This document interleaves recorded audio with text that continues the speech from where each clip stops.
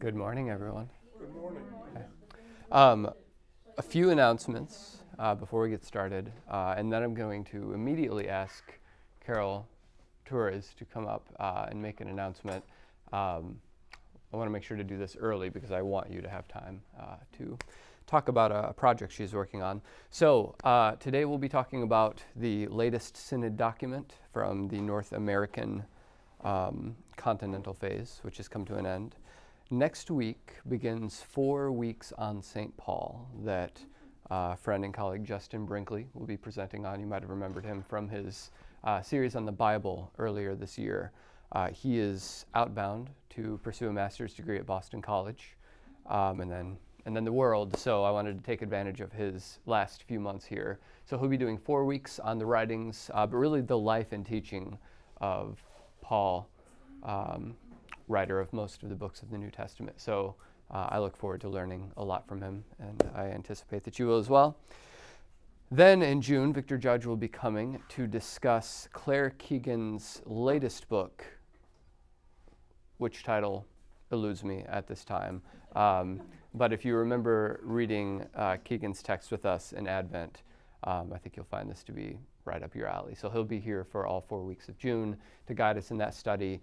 Keep an eye out in the weekly emails for an opportunity to get a text at a subsidized cost. I'll be ordering those in bulk, and I'll have an order form as usual, or really just a link where you can email me and say, hey, pick me up a copy of the book. Then in July, we'll take a break because I'll be doing some travels, as I'm sure some of you will. And then we're into next quarter, and we have lots of things lined up, so I'm excited. Keep sending me your ideas, your contacts, people who would make good presenters, who make good use of that here. Anything you think would be good for this audience and for the general audience of Christ the King, I am here to support. Any other news from the community? Okay. Well, when we did our own listening sessions last year, feels like a long time ago, one of the issues, very practical, that was raised was access to the sanctuary for those who have trouble sending steps for whatever reasons. And our own Carol Torres has begun a project to see whether we might be able to provide that access. So I wanted to give her just a few minutes to speak because this came out of our Synod sessions. So Carol, if you'd come up and... I don't know how many of you remember Hugh Green. At the time, he was the eldest graduate of Christ the King School, and they had a party for him in the music room, which is above the sanctuary, on the left when you're looking at the altar. And he's in the front row, and he's got to go up to his party, right? He's in a wheelchair. So he had 4 guys, 2 on each side, lifting him up the stairs to get him into his party. And I was so embarrassed. I thought, we need a way for people to go up. So I mentioned to Father a couple of times, but he's not so sure that we really need it. So he said to find out if there are people who would support such a thing. So I'm thinking that we could have a ramp on the side of the St. Joseph Chapel along there. There's 1 step to go up and go behind the altar, St. Joseph altar, and then go up the next 2 steps up to the sanctuary with a ramp there where the plants are. And I thought that would be quite elegant. One lady said she thought a regular ramp, that, just a steel ramp with a rubber. And, I'm thinking it would be more elegant if it were made out of, materials like marble, gold. And there should be handrails on both sides because not everybody's in a wheelchair, but they have a chain, They have a cane, and they need to go up, so they need handrails on both sides. So that was my thought. There are also listening devices in the sanctuary, in the sacristy, and I had a friend who needed that, and she couldn't go upstairs, so I went up and got them for her each Sunday. And then when we were absent, she couldn't hear anything that was going on.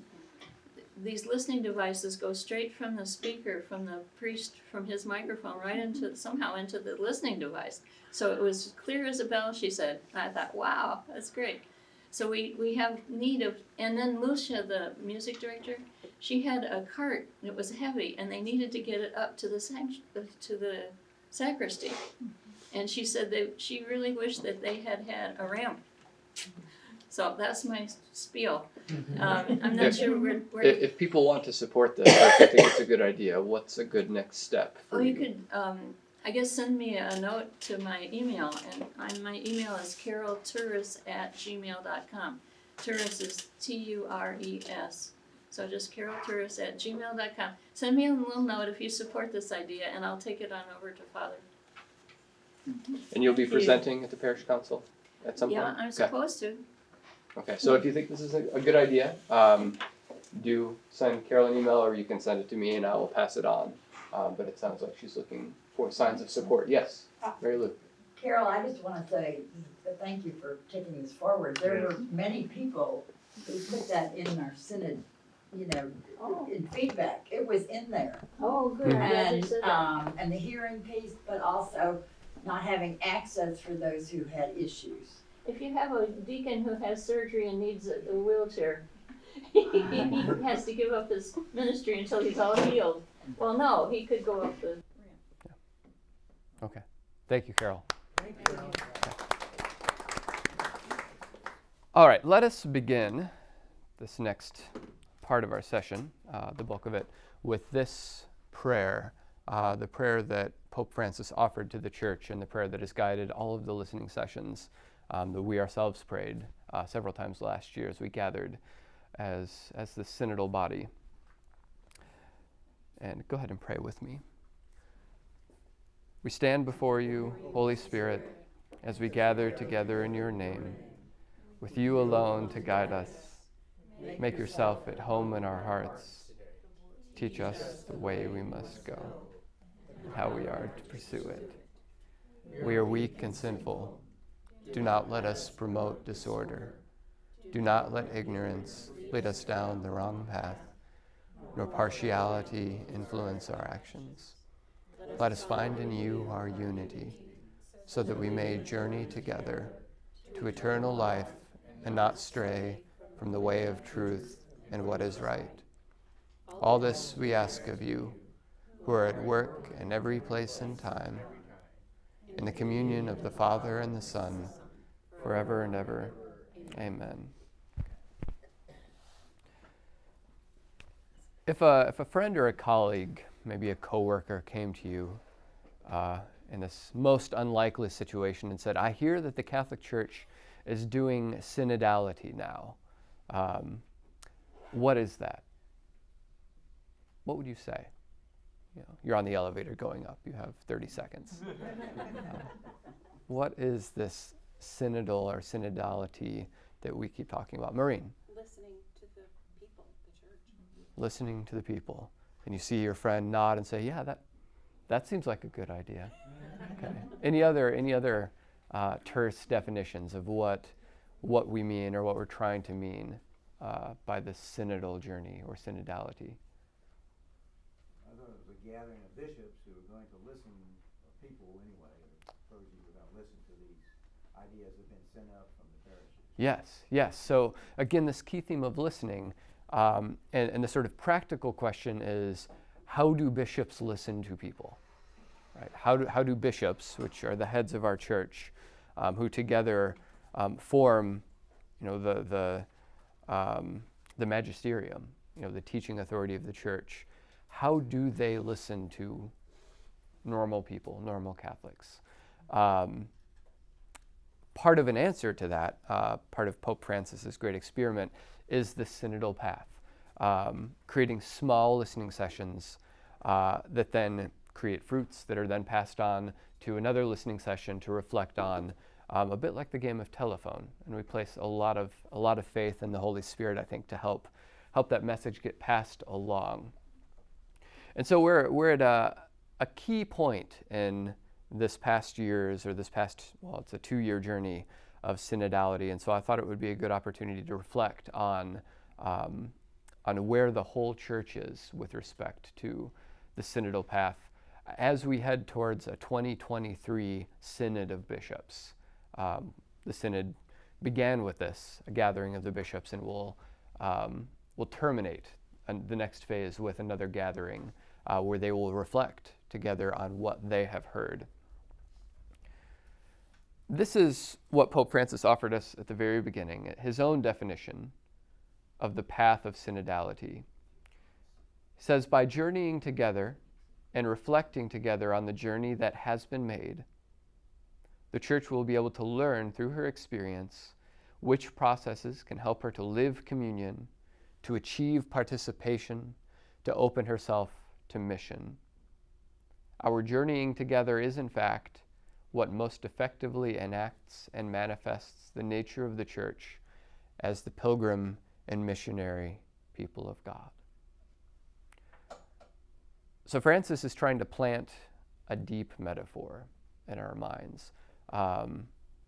This metaphor that the Church is this people journeying together, and part of what we do when we're doing that is to stop periodically and say, hey, where were we just now? And do we want to go back there? Do we want to move ahead? What have we learned? What any person does on vacation, pause, decide, do we really want to do this next thing? And part of the subtext is maybe we haven't been doing a great job of this, of pausing and listening. Part of the other subtext is this is part of the vision that the Second Vatican Council sought to implement, this idea of listening, which is what the bishops during Vatican II did, listening to one another, but also listening at every level of the Church. So here's where we've been so far. In September 2021, there were a whole lot of preparations made, a document made to help guide this process. And then there was an opening synod, a gathering in Rome with lots of to-do and ritual, which is what we do, that inaugurated the diocesan synodal phase. That was in October of 2021. And that was our time to shine. From that point on, dioceses and local churches were tasked with creating listening sessions. We probably remember doing this last Lent, not this year, but the last year, where we gathered for a number of listening sessions. Some 70 or 80, I think, our parish had over the course of Lent, where we had some specific questions that we asked people to share their responses to, and then we gathered the answers to those questions through the diligence of very good note takers, and we sent a very lengthy report to our diocese, summarized that report for the people of our parish in a nice, I think, 7 or 8 page document, pulling out what people tended to say, tendencies, generalities, things that people suggested they wanted more of, or that we were doing well, or maybe that we could do better. And that document is always available for your reflection on our website.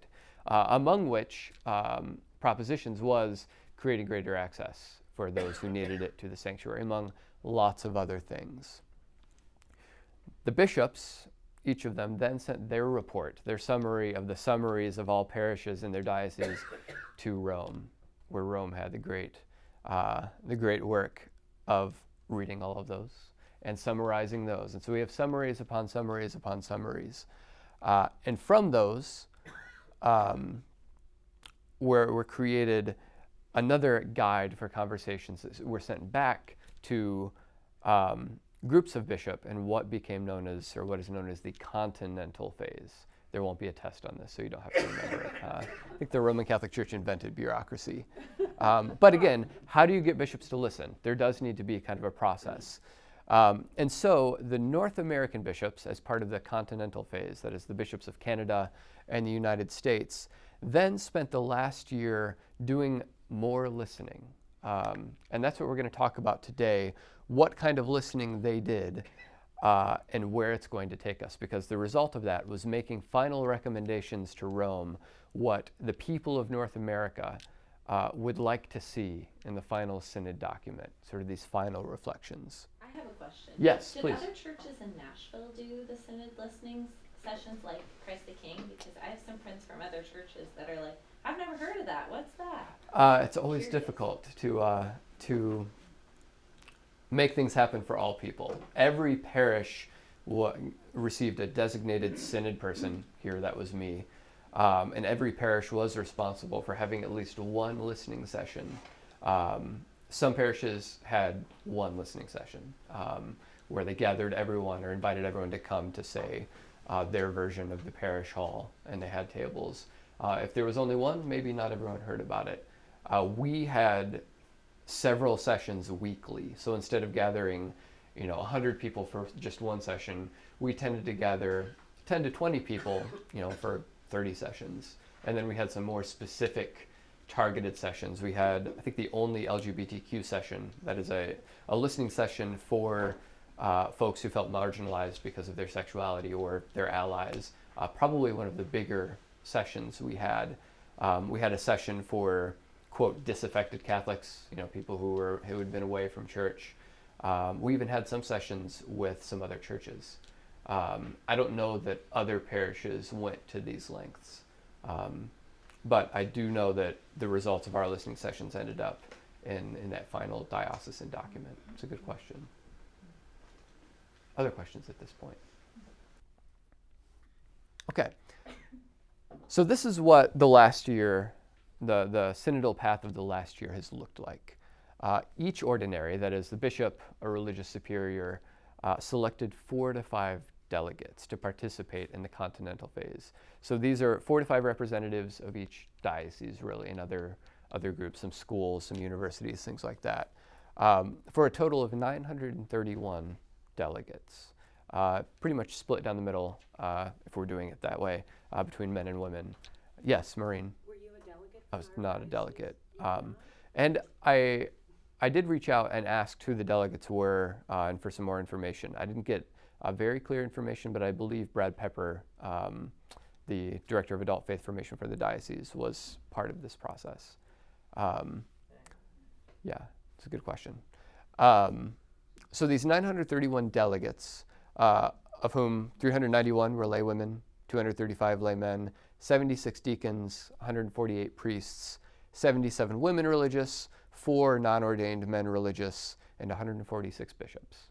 It was meant to sort of be a representative body of sorts of the North American church. 90% of the dioceses in North America were represented. I don't know what's going on with the other 10. They might have had a thing or something. And over the course of the year, there were 12 virtual assemblies hosted. The decision was made by the people sort of in charge of implementing this. That Zoom, or some kind of digital medium like Zoom, would be the best way of gathering all people, that it would be much more difficult to fly, groups of 931 divided by 12 to various people or various places. And the document, part of which I've scattered throughout the tables, and you can find that online as well, did show sort of the ambivalence of, okay, we're going to do the digital thing, and that will allow us to do this, and also it would have been great to kind of meet in the room with people, which is that's always the conversation we have around digital media. But these 12 virtual assemblies took place over the past year. And the assemblies will look familiar because we use the same format in our own listening session. There was the beginning of the prayer. The assemblies themselves were broken into smaller groups, meeting rooms on Zoom, for 147 total of these sort of smaller groups taking place over these 12 assemblies. And so people had the opportunity to discuss their reflections on the document that Rome created, their own experience of their listening sessions at the parishes. I didn't print the appendices, but all the material they reflected on is provided. It's nice that we kind of see how this methodology works. Then those groups came back together and kind of reported what their small groups talked about. And then there was time for reflection and silence. And then note takers sort of consolidated the insights of each of those groups into a final summary document. Yeah, Bob. Were there specific, did you know offhand, was there specific directions on how to listen or what they were to bring back? Yes. And I can take a look at that here.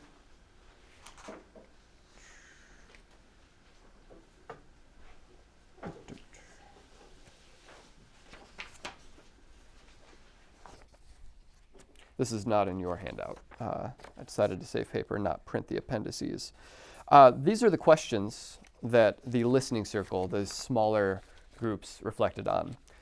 What aspect of the document for the Continental Stage resonated with what you heard in your diocese and or regional listening sessions? So that document was produced by Rome in response to what Rome had heard from all of the dioceses around the world. And I think we reflected on that together at the end of the summer last year. It's a marvelous document. Second, that document reports some tensions as well as some joy. What substantial tensions or divergences emerge as particularly important for the church in North America? A broad question. And then from what you heard and read, what are the priorities, recurring themes, and calls to action that can be shared with other local churches around the world, local churches meaning dioceses, and discussed during the first session of the Synodal Assembly in October 23. So really, to summarize, Rome produced the summary of what we all said. Does that seem to match what you actually experienced? Let's talk about some tensions and some joys in this process, and what do you want Rome to think about now in this next phase? So lots of general room for conversation. Good question. Thanks, Bob. You implicated, you said, I thought there is going to be more than one gathering, is that right? This is October, said the first gathering. Yes, and then yes, there will be several series. sessions. I don't know if they know how many yet. I'm not sure. But there will be several sessions of the bishops reflecting again on this. Yeah, Spencer. So there is a way though for like transparency to know to find out who the people were selected. Yeah, I think so. I think their names may even it's be. It's reassuring that at least you see like on the bottom here, which two bishops. So it's Flores.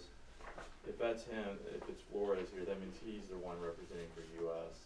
Yes, he is in charge of sort of the general Canada group. Canada has this guy. I don't know who this guy is, but at least with Flores there, that's pretty reassuring. Okay. He's a Pope Francis guy. Okay, good. But like, I didn't know, like, just for transparency, because there's a huge difference in, like it says, 50% men, 50% women, but we don't know who they are. And it's a big difference between for example, Anna Rollins or Abigail Favale. I mean, that's two completely rigid interpretations of our doctrine. So it's like, we won't get a flavor if we don't know who these people are. Honestly, I wish it would have been you instead of him. But I had things to do. You have things to do. Yeah, I was busy that day. But our parish did more than most of the others when I went around and sampled and asked around. But it's all good. And transparency would be good for people to know, though.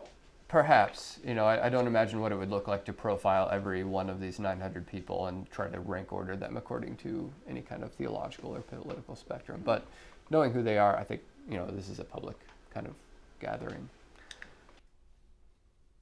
After that, those groups of listening sessions, then more representatives of each of those 12 digital assemblies debriefed with what's called the North American Synod team. So the team kind of running this thing or in charge of organizing all of what we just heard. 8 bishops, 3 laywomen, 2 priests, 2 laymen, and 2 women religious, led by Bishop Flores of Brownsville. So they had the opportunity to sort of do a higher level debrief to make sure that they understood what was said. So lots of conversation. And then that Synod team went on a retreat. And there was a great write-up in NCR about their experience of this retreat. They spent a week together writing a report, trying to summarize all of what they learned. And we'll look at some of their insights, just about the process of trying to summarize everything that they heard and learned, amidst lots of the tensions that came up during these listening sessions. So they spent a week, and this is what every local church, local church during the Continental phase was doing. And then they created a document, which is what we have in front of us. The meat of which is about 11 pages, I think, with appendices. So this is a summary of a summary, but this is kind of where we're at. You could look at it as what everyone could agree on, which in this time is kind of remarkable. You could also look at this document, which we'll look at briefly here in a minute, as sort of where the bar is set. These are the things that everyone has agreed on, and so this is the least of what we could expect from Catholic Church going forward. The bare minimum of our expectations, yes.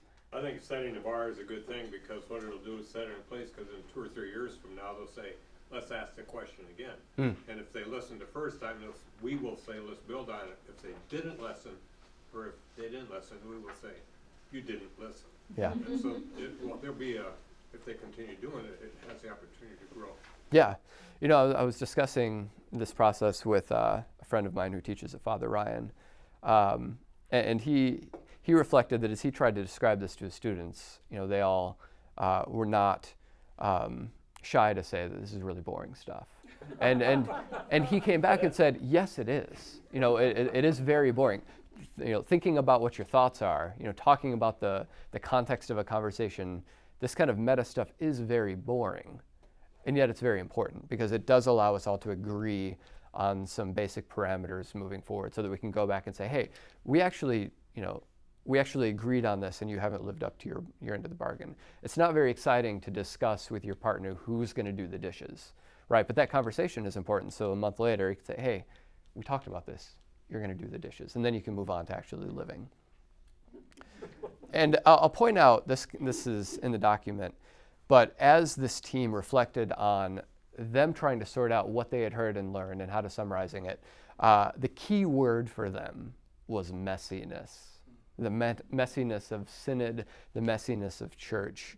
There's kind of a transparency and an honesty there that I really like. Okay.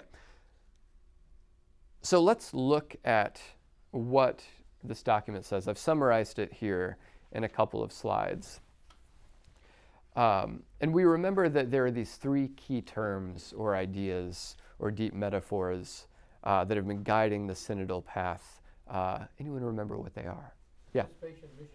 Participation, mission, and communion. Right. And so we return to this, and we're sort of expanding on what we mean here in North America by these three themes. And so this is sort of the summary statement of the document you have in front of you.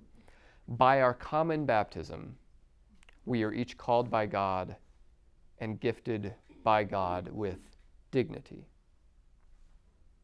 This common baptism places us in communion with Christ and one another. Our baptismal dignity is inseparable from our baptismal responsibility, which sends us forth on mission. So there's this idea of God calling us all together through no effort of our own, you know, bringing us together, baptizing us, and recognizing our inherent dignity that God creates.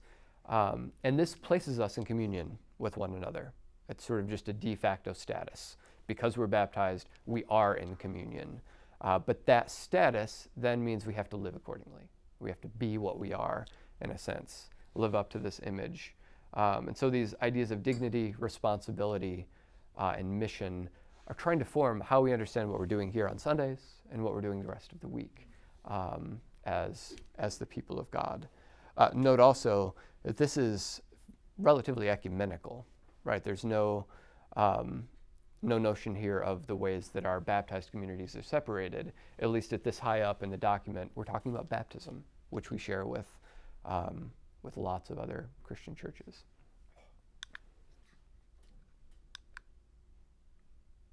So we begin with this idea of being called and gifted through baptism. And again, remember, this is a summary of things that were learned, things that were heard.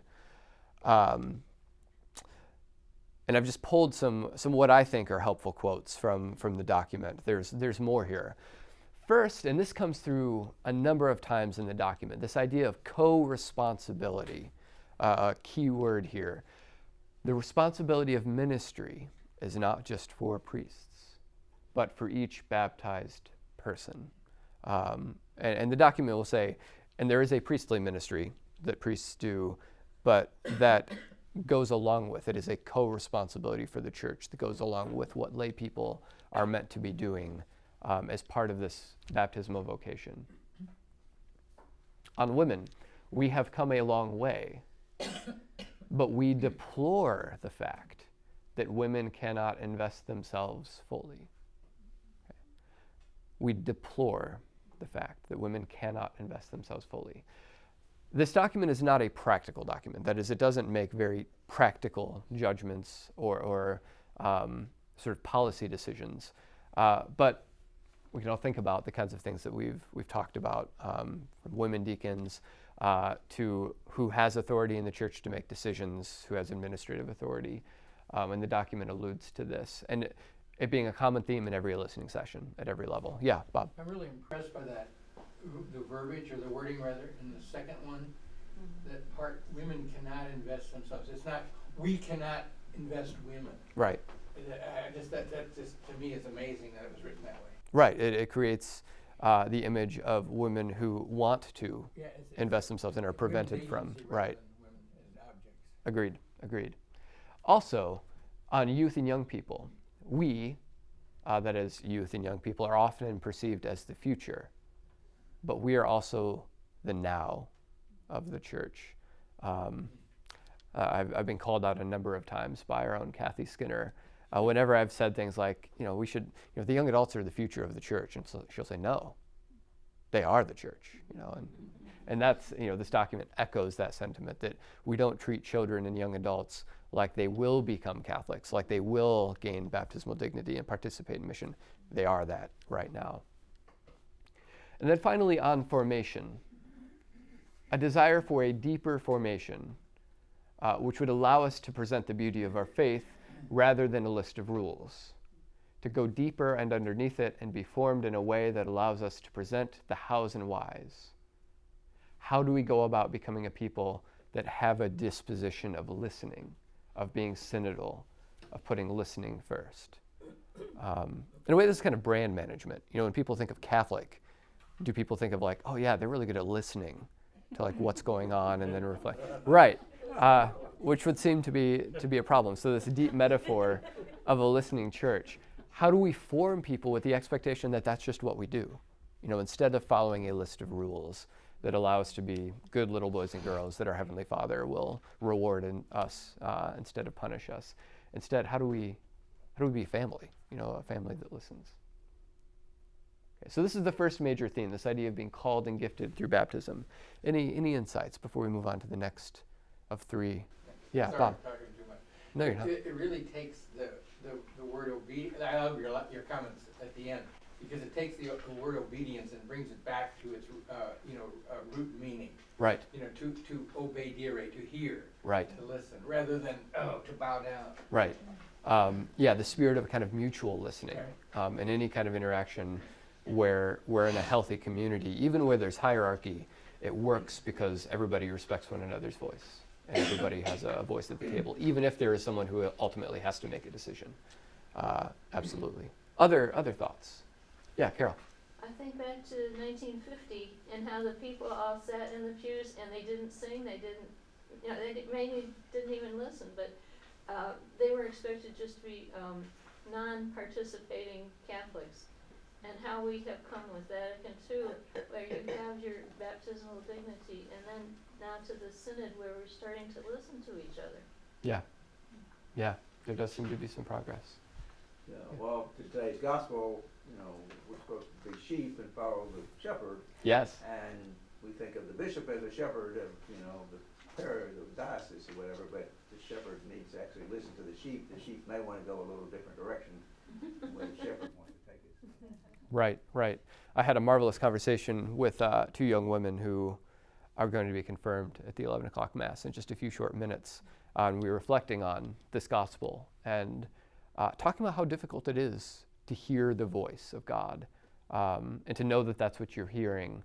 And then how difficult it is to hear from other people that they've heard something God told them when it contradicts your own experience. And just the danger of deploying that kind of language of Jesus told me. And in light of what you said, it sounds like this process is less about, one part of the church listening to the other part of the church to hear God, and more the whole church trying to listen to one another so that in that listening we can all hear what God is speaking through us. A very different kind of shifting of a metaphor. Okay. The next theme is this idea of communion. That is, our baptismal dignity brings us into communion with Christ and one another. The first thing that came up was the issue of trust and credibility. Here I quote, "The sexual abuse crisis and the residential schools are so much a part of the reality of the church. We have to be able to engage those questions and face those situations."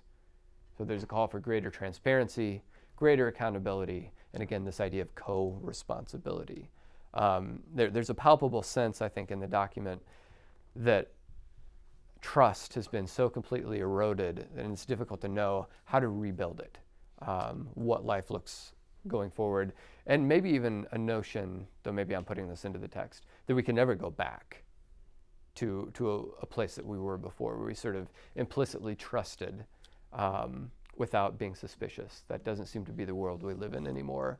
And so asking, what does it look like going forward? How can we be vigilant without necessarily being sort of suspicious all the time, and arriving at that point together seems to be important. Second, a desire for greater inclusivity. Quote, we think we are welcoming, but we know that there are people who feel outside the church because we get caught up in the minutiae of evaluating the worth of people on the margins, including women, young people, immigrants, racial or linguistic minorities, LGBTQ plus persons, people who are divorced and remarried without an annulment, and those with varying degrees of physical or mental abilities. And this has come up at every level, I think, in the Synod document. But this phrase, we think we are welcoming, but we know there are people who feel outside the church. John, Yes, that was a strong piece of our parish response. it was. And it really struck me, but I mean, actually that's a wonderful summary of what I heard in this parish. Yes, agreed. Concerns that we're not, how are we welcoming, first of all to new people, but also to all of those groups of people that often feel marginalized. Yes, and bringing it back to the main theme, if being welcomed means being listened to, being seen and being listened to, then at least this document suggests we have a ways to go if we're truly listening. And on listening, there's a tension between welcoming and formation and church teaching. And this part of the document, I think, really begins to capture some of, Spencer, your concerns about the polarization in the church. A tension between being welcoming and forming people. Tension is a part of life and will never be completely resolved. We must keep listening, but tension will always be part of our life. We need to be okay with that and allow the Holy Spirit to guide us through that. And the tension they're talking about is the tension of allowing people to come as they are, but then seeing that the gospel, the New Testament church teaching, does create certain obligations or a sense of obligation to live according to a certain way. However we want to define and describe that, whether we just say following in the example of Christ or whether we break it down into what that means for people. But there was a tension in this part of the document between those who really wanted to be welcoming and also, I think the phrase used was, we welcome people wherever they are and we love them too much to allow them to stay there. So this idea of like bringing people along, and there apparently was tension in the assemblies, among the bishops in the assemblies, and even at this level of knowing, at what point do we stop welcoming and start inviting people to take up the challenge of the gospel, however that looks. And we can all think of the different kinds of challenges that the gospel poses to us. And then finally, a formation in synodality. We need safe places where people can ask their real questions about church teaching without judgment or punishment. So this idea related to the formation that we just talked about, to actually learn what we need to learn, we have to be able to come without fear and to ask the hard questions and maybe, wrestle with the tension of not knowing or not agreeing. There don't appear to be lots of safe spaces in the church for that. The sense is that the church is still sort of telling people what to think, instead of, even if that's right, helping them to think, helping them to think along with the tradition or along with the gospel. Insights into this before we move on to the third and final part of it. Yeah. The stage, one of the tables that was like just the person who was just guiding the table, not giving my opinion. It was definitely interesting to see the listening and the formation, and because there was like a clash between two people on one side, and then it was a larger table, and like it was really like Yeah. But it was a safe space, and I had to like, hey, it is a safe space, so y'all can do this. But at least we had the time. Like, hey, we still got to get through this, but I think it's important to have more of those places because you have people at the table, all of them, been at Christ the King for over probably a decade, and giving their opinion on these issues in general, but it was supposed to answer their questions, but it ended up being like for a hot minute. Yeah. So more safe spaces would be great because I think people could understand each other more. Judaism has a tradition of understanding itself to be like a prolonged argument about the scriptures and the tradition. You know, this idea that things are never settled, but people come together and argue about it. You know, and you know, 2 rabbis, 3 points of view kind of thing, as the joke goes. You know, with Catholics, you know, again on the branding or the optics, when we think Catholic or when people think Catholic, they don't usually think, oh yeah, they're really good at coming and arguing about the hot topics and really like paying attention to the tensions in the room. Not really our way, but the suggestion is maybe we learn to do this a little bit better because there's no sign that we're going to resolve many of these issues anytime soon. I think the Jewish thing is just incredible. One time I had the opportunity to be do a consultation for Hebrew Theological Seminary in Los Angeles, and so there were 2 of us who were non-Jewish, and the rest were all rabbis and teachers. And so we were at this dinner, we were at this meeting, and these 2 people just got into it with each other, and I'm sitting there going, oh my God, you know, this is embarrassing. And others were fine, you know, the rest of the Jews were, but they were really at each other. Yeah. You know, and I thought, boy, and all of a sudden, you know, at lunch, they're standing next to each other in line, and they're just the best of friends at lunch. And I just think, my God, this is so different. I wouldn't be sitting with that person. I mean, it's a real culture It's amazing. of engagement, and this is me and not anyone else, but we're not very good at that. And I feel like we're losing the ability, you know, maybe in our families we can do it, but to engage at our full emotional, mental levels, you know, where we can exchange these, you know, our heated opinions on very important issues and also go have dinner together. I fear that we are heading to a place where as soon as words are spoken, guns are drawn. And that's kind of how it plays out. And that's true, you know, regardless of where we are on the spectrum of politics and theology. We're losing the art of being able to engage, to listen, to respond and not react. And I don't know what circles of practice around this. We kind of like the old Monty Python skit, Paying for an Argument. I don't know if any of you are Flying Circus fans, but practicing this, you know, practicing talking about, you know, tense issues so that we know even how our bodies are going to respond when they come up. And so we can practice being in that together and working through it and de-escalating things. Yeah. Yeah, it seems to me that that's been one of the benefits of the synodality process. To not see it as a way of fixing things, but really listen to the process. Yeah. The arguments are more important than the solution. Absolutely. And you know, at a deeply prayerful level, that allows us as a church to actually be who we are in front of God and to say, we're broken and hurting. We can't fix this. Please God, fix this, because no amount of decisions by the curia or synods or councils are going to fix like these real human issues. Truly only the Spirit can do that. Probably by means of a synod and a council, and you know. But yeah, Brittany.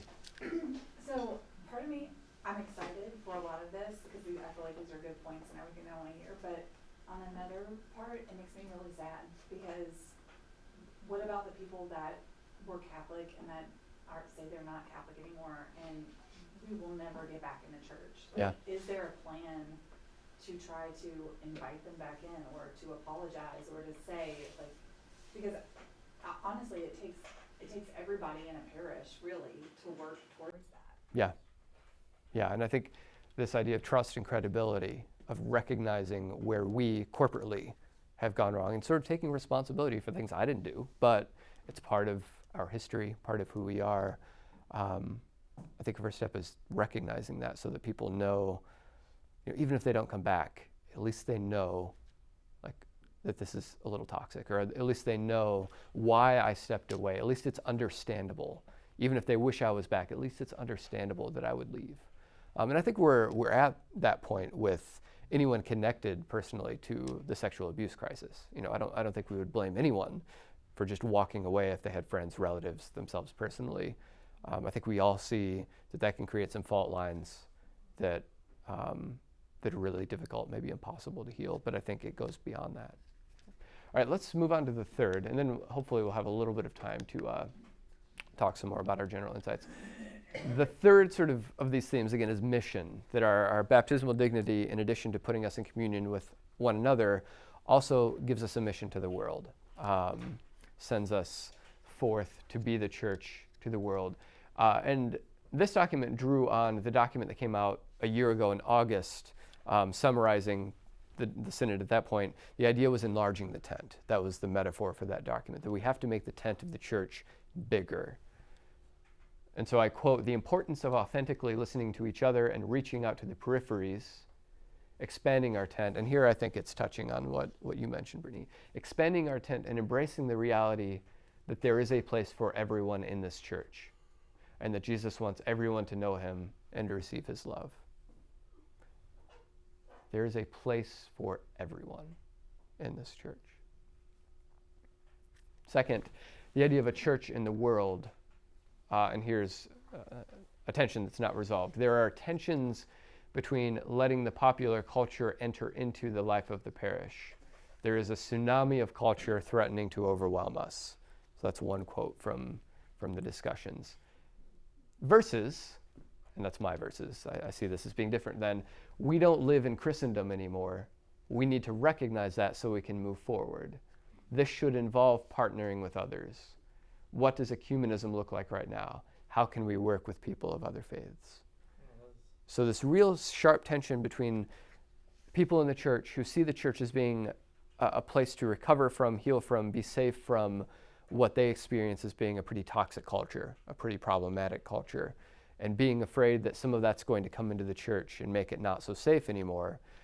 And others, and these aren't diametrically opposed, but they're definitely different perspectives. Others who say, that's not what we're doing here. We don't have those kinds of walls. The boundaries between us and them are far more porous than we like to admit. So how do we work with everyone? How do we not do this is where the door is? And the document does not resolve it. It proposes it as something that we have to deal with. And these are very different models of church that are alive and well in our own parish, and I don't know how we resolve that. And then finally, on the formation aspect, with respect specifically to mission, there's a need for formation at all levels. We need to be formed to understand our Catholic social teaching, to be leaders, and to be evangelizers. So this idea on mission, that it's really the role, especially of the laity, to be implementing Catholic social teaching in everyday life and the principles of that teaching.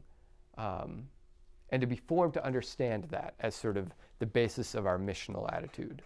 That's somewhat of a big shift for, again, what the world thinks of as being Catholic. Not always justice-minded, unless you know Jesuits or Catholic workers. Insights on this final piece, this mission piece.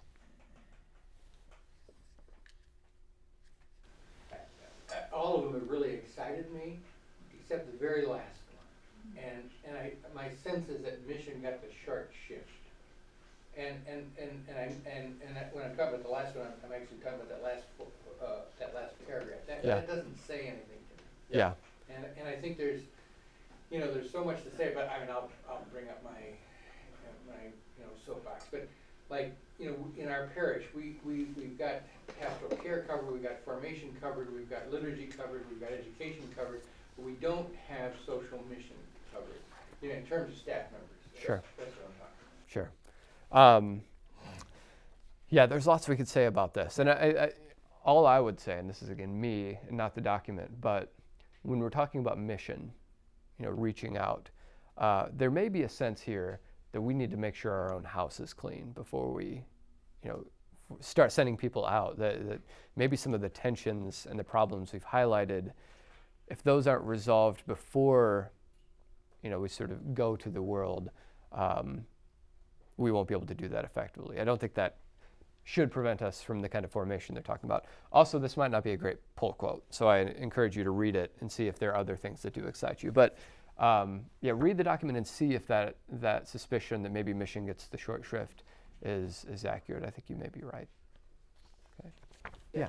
Just very promising that this is kind of the summary that's coming up from our entire United States of America. Yes. Because I sometimes in our faith, whether it's extended family and going to other Catholic parishes, feel like I maybe am on another planet. Yes. So, Yes. this is very, I think we've heard the term, people say promising or exciting. This really, the fact that this is the kind of summary that's coming out from North America is really, I think, very promising and very hopeful.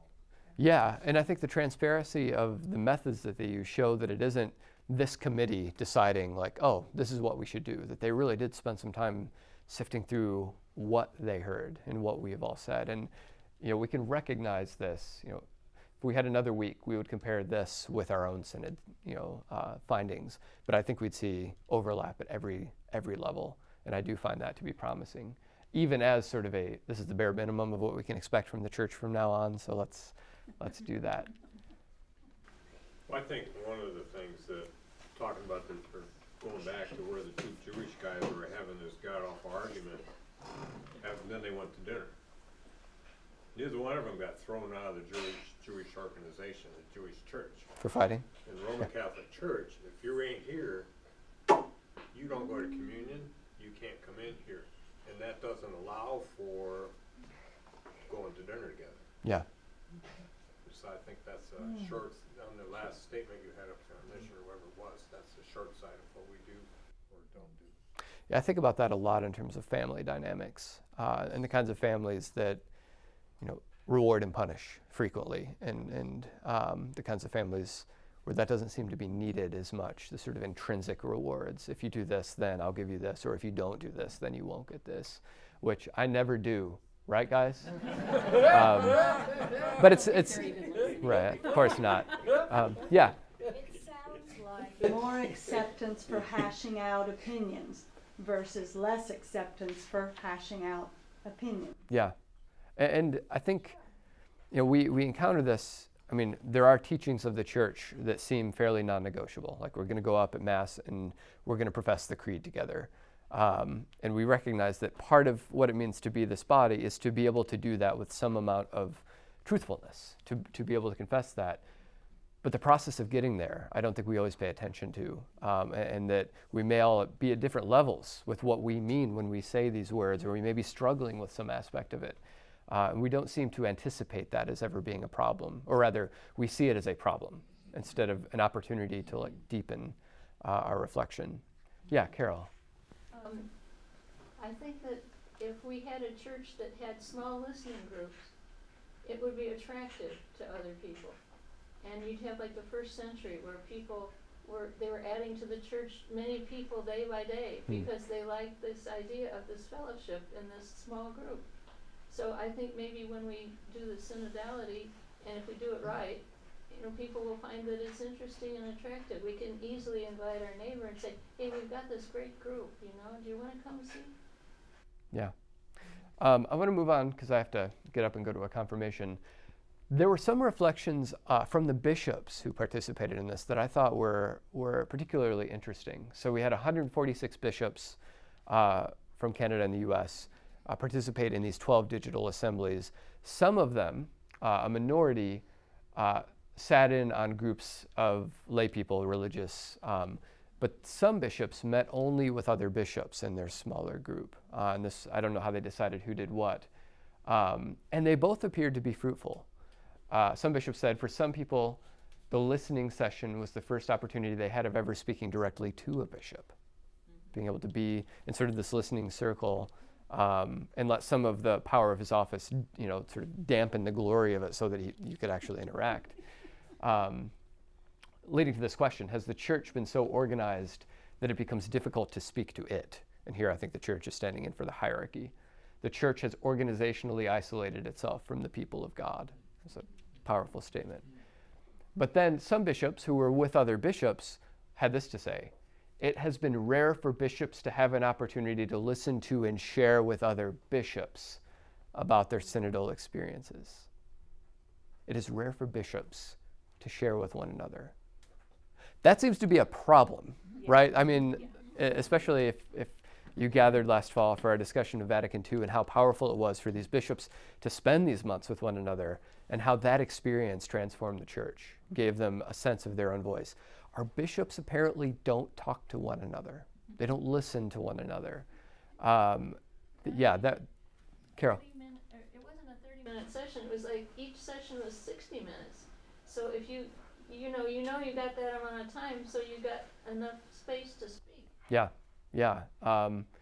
We talk a lot more about this, but I think it probably needs some magnification. And our bishops meet twice a year. Right. So, I mean, it's not that they never see each other. Right. I just need to say that. Right. They do meet. But the quality and the character of these listening sessions, I think, is probably different from the procedural meetings that they attend. I think more work needs to be done to find out what that would look like. Okay. So the document also stated, again, reflections by the bishops. The synodal documents expanded our consciousness about the realities of life in the church in different places in the world, also bringing our attention back to our own situation in the local churches and to see the commonalities we share. So here we're talking about bishops from all over the world sort of reading each other's findings. And finally, the great majority of our people had little or no direct contact with the synodal process. Whitney, I think you mentioned this earlier. Most Catholics in the diocese probably had very little interaction with this and are unsure of their role in it. Likewise, many people are unsure of the discerning role of the local bishop and the College of Bishops in union with the Pope as the process unfolds. That is, there's uncertainty about what this all is supposed to do and how it's all supposed to work, and whether this replaces like the Pope and the bishops or is meant to augment them, or there was just some uncertainty about that among the bishops, which I think is interesting. Well, and I think there's some distrust of, is this actually going to change anything? Right, right. We can have all these great ideas, right. But it might just fizzle. I mean, honestly, that was my first reaction when I was appointed to do this thing. Like, okay, we're gonna like do a song and dance about listening and be a listening church, and then we're gonna move back to this. But at least here, it's borne some fruit. So I'm hoping that it does in other places. Okay, need to close. These are the priorities that North American bishops are sending to Rome to talk about and hopefully implement in Rome's final sort of summary document, Rome's 2023 Synod. First, the integration of synodal consultation in the local churches. This would include formation of both synodality and the spirituality of discernment. So basically, we need to make this permanent. We need to make the synodal listening process a permanent fixture in the church. We need to do it at every level. Second, the challenge of welcoming those who feel excluded from participation in the life of the church in a manner that is authentic and faithful to the gospel and the Catholic faith weighs heavily on the hearts of our people. So welcoming and exclusion is incredibly important. Third, the spirit of co-responsibility, that we are all responsible for the church at all levels. Fourth, addressing the unity and communion of the church in the midst of various kinds of polarization and division, coming up on an election year. So this is everywhere in the document that polarization is causing problems. Discernment is needed, as it goes on to say, so that local churches, that is dioceses, are better able to promote the ecclesiology of communion rooted in baptism and nourished by the Eucharistic sacrifice. Something about what we're doing together ought to be able to help us with our polarization, but we don't know what that looks like. And then finally, a church that goes out to the peripheries. On our continent, there is always a danger of forgetfulness of and indifference to those who are poor and ostracized. On our continent, North America, the United States and Canada, there's always a danger of forgetfulness of and indifference to those who are poor and ostracized. So these are the five sort of, we're sending these to Pope Francis and the Synod of Bishops to integrate. Every every continental group is sending this to Rome, sending their own versions of this, and those are being made available. So we can already get a good idea of what the Synod of Bishops will be talking about and how maybe they're going to integrate these. Last comment, then I got to run. Could you go back one slide? Yes. The distinction between the gospel and the Catholic faith. Hmm. I thought the Catholic faith was the gospel. Well, I think in a spirit of charitable interpretation, there is the good news of Christ, and then there's the way that we are meant to live accordingly. I know. But yes. I'm being grumpy. That's fine. Yeah. This is an interesting choice in regard to the gospel and to the Catholic faith. Yeah. Okay. All right. Ask a very quick Yes, a quick question. Was our bishop involved in those 146 bishops? I couldn't get. I don't know. You don't know. I asked and did not get a clear answer. Okay. Involvement was had. Okay. There was involvement. There was involvement. Yes, involvement happened. I didn't get a clear answer. didn't get a clear answer. Okay, so real quick, here's what's happening next. So here's what's next. 7 documents are being sent to Rome from these continental assemblies. Rome will read them and come up with kind of a preliminary working document for how the synod will take place. That's what they did all along. Then the Synod of Bishops will begin meeting in 2023. They'll use that instrumentalum laboris, kind of a how-to document, to do their own reflecting and produce from that sort of a final, here's really, really where we are now, which will hopefully we'll see every level of this reflected in that. So thank you for your time. I hope this has been a little clearer, kind of what we've been doing. Read this, it's not long. I do think this is promising. As a bare minimum for what we ought to be doing. On a local level, can we as a parish just use our parish document to Yes. move forward with however we want to do it? I mean, ideally, we would have more conversations about this document, the final document, and how our parish document sort of reflects the values and maybe things that we've missed. Off the top of my head, I think our parish document's pretty trustworthy. But if you haven't read that, go to the website. I'll make sure it's in next week's weekly email. It's very short. It's, I think 4 front and back single-space pages of what we found. And if you want the big one that's like 100 pages, I'm happy to send that to you as well. That's what we sent to the diocese. All right. See you all next week.